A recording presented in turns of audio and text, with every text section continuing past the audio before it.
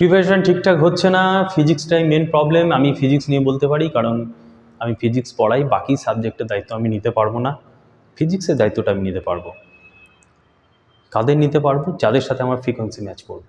কী করে বুঝবে frequency match করবে? তার জন্য নিচে দেওয়া নাম্বারে কন্ট্যাক্ট করো, ডেমো ক্লাস করো। ম্যাচ করলে তুমি নিজেই বুঝে যাবে যে হ্যাঁ, এই স্যার আমার জন্য সুইটেবল। কলকাতায় এলে অফলাইনে ক্লাস করতে পারো, আর যদি অনলাইনে ক্লাস করো তাহলে যেখান থেকে খুশি ক্লাস করতে পারো।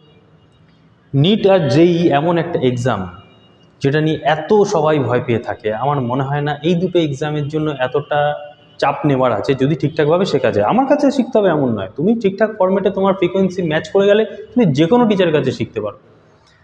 তবে একটা কথা বলবো, হার্ড ডিস্কে যতটা কম ফরম্যাট নিয়ে পরীক্ষা দিতে যাবে ততটা তোমার জন্য সুইটেবল।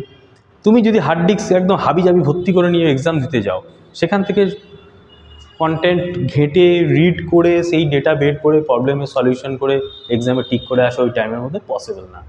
তার জন্য একটা পার্টিকুলার ফরম্যাট তোমায় ফলো করতে হবে, সেটা আমি শেখাই। Thank you.